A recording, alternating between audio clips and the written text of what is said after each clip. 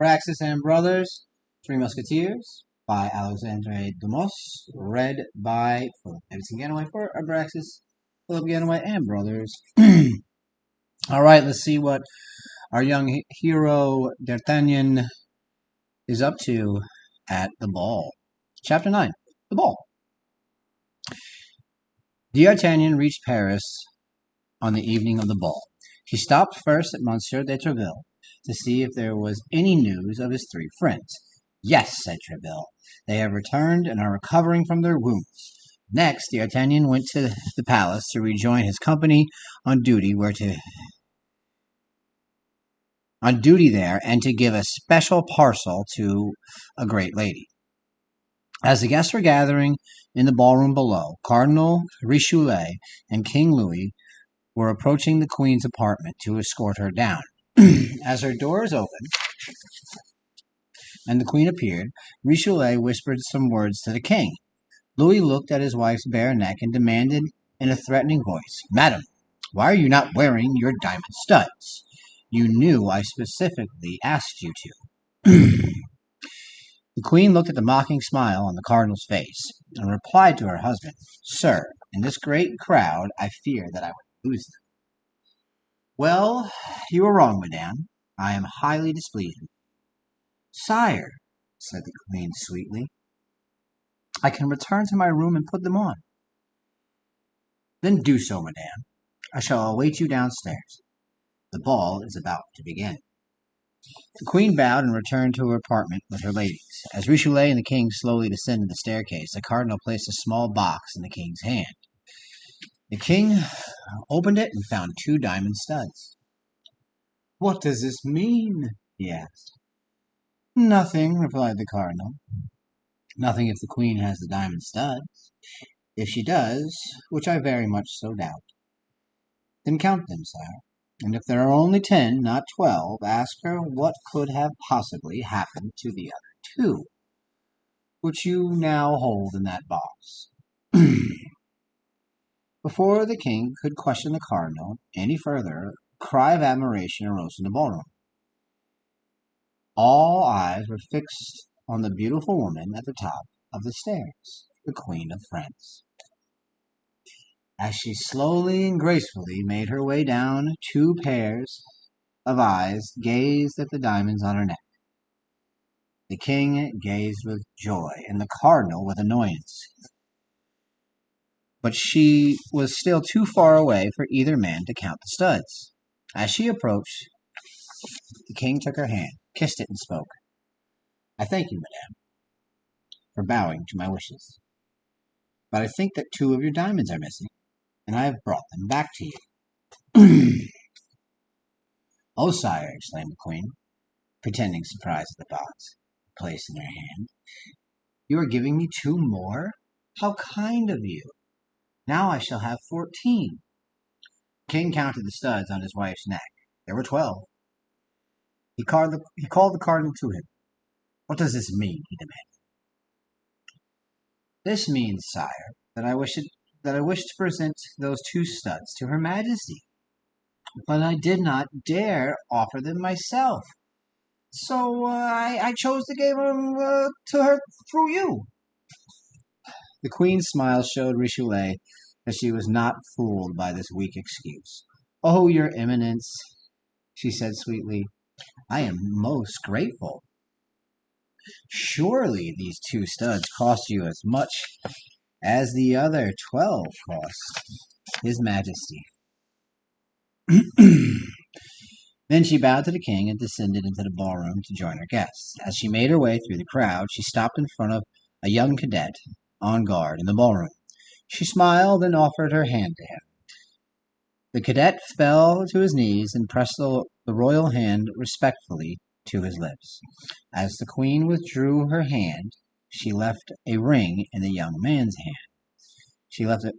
Ooh, this means that D'Artagnan's reward. This, then, was D'Artagnan's reward for saving the Queen's honor.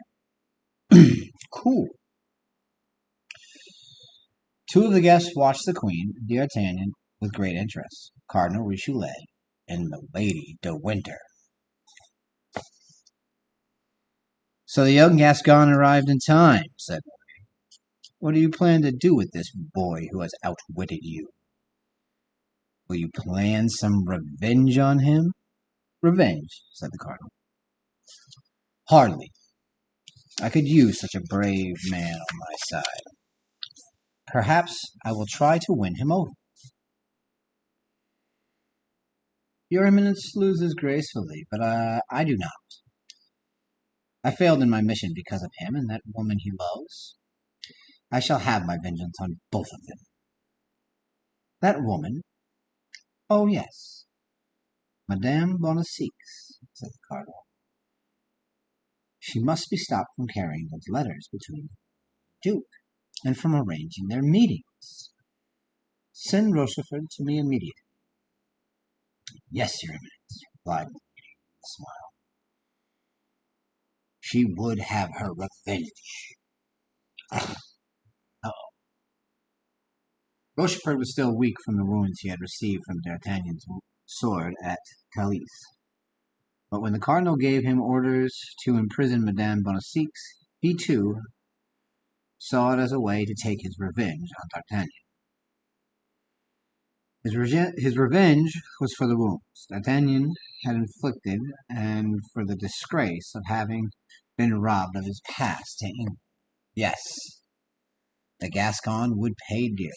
Oh, no. What's up with D'Artagnan in Chapter 10? Milady de Winter. D'Artagnan remained at his post until the ball was over at 4 o'clock in the morning. When his company was dismissed in the square outside the palace, D'Artagnan hurried to meet Constance. Earlier, when he had given her the diamond she had promised to meet him after the ball. He was no more than 10 paces into a side street when he spied a carriage ahead of him. A beautiful blonde young woman was leaning out of the window, fighting off an attacker who seemed to be pulling her out. "Villain!" cried D'Artagnan, as he rushed towards the carriage with his sword drawn. The woman looked at the young cadet and whispered to her attacker, "Run quickly. You've played your part well." The man jumped down from the step of the carriage and headed into the dark alley. D'Artagnan chased him, but the man had disappeared. He returned breathlessly to the carriage. "Are you hurt, madame?" he asked, gazing at the woman's exquisite beauty. "No, monsieur," said Milady de Winter, "but I thank you for coming to my rescue. You are a brave young man, and I am most grateful. How may I reward you?"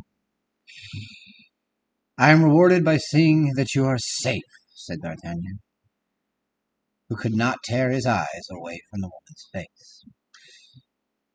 "Then you must call on me tomorrow so that I might thank you again," she said. "Here is my name and address." D'Artagnan took the paper with trembling hands. "Thank you, milady," he stammered. "I would be honored to call." With that, the coachman whipped the horses, and the carriage sped off into the darkness. "This will be so easy," muttered Milady with a smile. "It will be child's play." "I am the happiest of men," shouted D'Artagnan as he ran through the streets.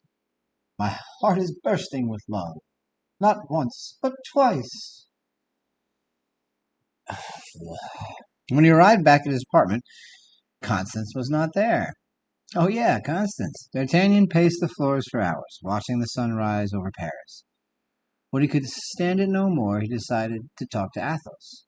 Surely the musketeer knew everything when it came to women. "Never trust a woman. Any woman!" exclaimed Athos, when D'Artagnan finished telling him of Constance's broken promise. "But she seemed to love me so dearly," said D'Artagnan. "And I love her. How could she have used me for this mission and then just leave me? Have you ever loved, Athos?" "Love? Bah!" cried Athos. "Let me tell you a story of what love did to one of my friends. Not me, of course. He was a nobleman, one of the counts of my province, a rich, kind-hearted, handsome nobleman who could have married any woman he chose. But he fell in love with a girl of 16, as blonde and as beautiful as any woman he had ever seen. He should have married a woman. He never knew, my friend knew nothing about her, only that he had come to live in the province with her brother, a priest. My friend was an honorable man, and although he could have taken her as his mistress, he chose instead to marry her. He gave her his name, his wealth, and his love. But he was a fool and an idiot.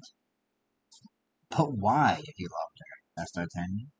Because one day, shortly after they were married, he discovered a horrible secret about her. She had fallen from her horse while they were riding. Her sleeves slipped from the neck of her dress and bared her shoulder. Of course, obviously, and there he discovered a brand. The brand of Fleur de Lis. The brand of a thief who has stolen sacred treasures from the church. And what did the Count do? The only thing he could. The law stated that such a crime had to be punished by death. So he hung her from a tree. Oh my God. Athos buried his face in his hands and sobbed. That cured me of beautiful, blonde, loving women, he added, forgetting to end his story by referring to the Count. She's dead? Asked D'Artagnan. I imagine so, said Athos, as he uncorked a bottle of wine and poured to drink. And her brother, the priest? I went after him the next day, but he had disappeared, replied Athos, sighing. Oh my goodness. The two friends proceeded to empty that bottle of wine, and then 3 or 4 more as evening approached. D'Artagnan realized that he was expected at Milady de Winter's home at 8. He told Athos of his meeting with her the night before, but Athos seemed surprised. Isn't this the woman you believe to be a spy for the cardinal? He asked, all drunk. Yes, my friend, said D'Artagnan. Yet I still feel this great attraction to her. Ah, D'Artagnan, you have just told me how you lost the woman you love, and now you are running after this Milady de Winter, without any thought of your dear Constance. Ah, well, enjoy yourself, my friend, but beware of a trap at all times. And so began D'Artagnan's visit to the beautiful Milady de Winter. Day after day, he called upon her, falling more and more in love with her at each visit and thinking less and less of the original suspicions that he had about her. After a month had gone by, D'Artagnan called Where's Constance? One day and was surprised to learn that Milady wasn't in. Her maid, a pretty young girl named Kitty, led D'Artagnan into a house just the same. Monsieur, she said, I must speak to you in private. Of course. What is it, Kitty? You love my mistress very much, don't you, sir? She asked fearfully. Oh, more than I can tell you. That is a great pity, sir, for my mistress does not love you at all. She is using you for her own purpose. D'Artagnan was shocked. Why are you telling me all this? He demanded. Because, monsieur, in love, it is every woman for herself, she admitted boldly. Oh my goodness, she loves him. Then D'Artagnan remembered the loving glances Kitty had given him each time he entered the room. If what she said about Milady was true, then Kitty just might be useful to him. He reached out to embrace her. Just then they heard the front door slam. Good heavens! Cried Kitty. My mistress has returned. You must leave, quickly. D'Artagnan picked up his hat as if to go, but seeing that Kitty had already left the room, he hid himself in the maid's closet. I'm coming, Milady, he heard her call. The 2 women went into Milady's bedroom, but the door had been left open. He could hear them talking. Well, Kitty, said Milady. Has my young Gascon called on me this evening? No, milady, lied the maid. Can the young man have found another love? Hardly, my dear, said milady. He is too much in love with me. I have a good enough hold on him. But I thought that milady loved him. Love him? I detest him. He's an idiot. He made me fail at my mission for the cardinal. But I shall have my revenge on him. D'Artagnan shuddered to hear the woman he loved speak of him this way. I've been planning my revenge against him for several weeks now, continued Milady. But Madame already has had her revenge against a woman he was in love with, said Kitty. Woman? Oh, that Bonacieux woman? He has forgotten that she even exists. I saw to that. With the help of Count Rochefort, I had taken care of her. A cold sweat broke out on D'Artagnan's brow. This woman is a monster. He had to find out what she had done with Constance. He rushed from the closet and burst into Milady's room. You have betrayed me, you miserable woman, he cried. Milady turned pale and backed away from him. She reached inside her dress and pulled a knife. Oh, my goodness. Her face twisted with rage. She sprang at D'Artagnan. He quickly grabbed her wrist and forced the knife from her clenched hand. She fell to her knees, and D'Artagnan's hand tightened around her throat. Oh, my goodness. Where is Constance Bonacieux? He cried. She can't tell you if you do. Tell me where she is. I shall squeeze the life out of you. Don't do that. Milady pulled violently on a heavy brooch pin to her dress.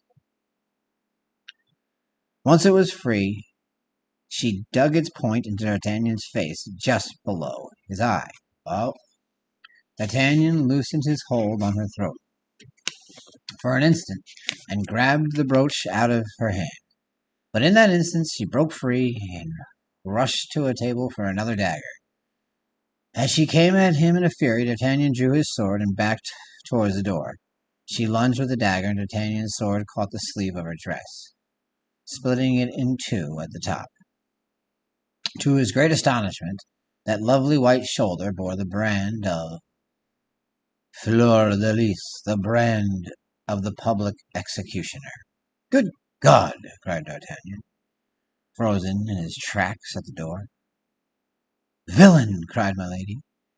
You now know my terrible secret, but you shall never live to reveal it. As she raised the dagger above her heart, D'Artagnan recovered his senses. He turned and fled out of the door, bolting it after him. He raced down the stairs and out into the street with Milady's screams following him. He didn't stop running until he burst into Athos' front door. Something terrible has happened to me, he cried breathlessly. Does it have something to do with that brooch you are clutching in your hand?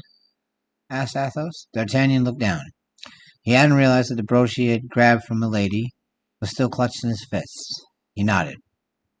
Let me look at it, said Athos, taking it from D'Artagnan. He turned the brooch over in his hand and examined it carefully. Suddenly, he turned pale. It is difficult to believe that there could be two like this in the whole world, he whispered. Do you recognize it? Asked D'Artagnan.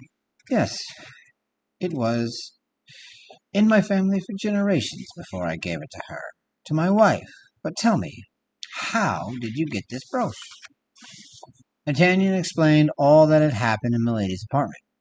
When he came to the part where he had discovered the fleur-de-lis on her shoulder, Athos groaned and turned pale. His head fell between his hands. This woman, this Milady, is she blonde?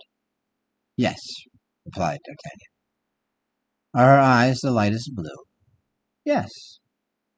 Is she tall and well built? Yes. And the fleur-de-lis, is it small and red? Yes. Yet you say she is English.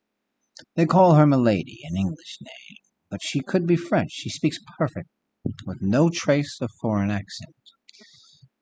Then the worst of my fears have come true, cried Athos. Oh God, I had hoped that she was dead. But she has returned to haunt me. You mean that woman? The one in your province? The one who was branded? Yes, D'Artagnan. That woman, Milady de Winter, are the same. She is my wife. And now that you know her secret, she will never let you live. You must leave France. You must get away immediately. But what about you, Athos? I shall be safe enough. She doesn't know that Athos exists. She doesn't know that the Count de la Fere became the musketeer, Athos. But she does know about you, and she will be after you. My company leaves for La Rochelle tomorrow to fight the Huguenots, said D'Artagnan. That should keep me far enough away from her for a while. You can never be far enough away from that woman, my boy. Take my warning. Oh my goodness.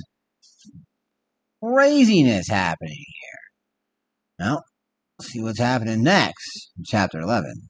Plans for Revenge.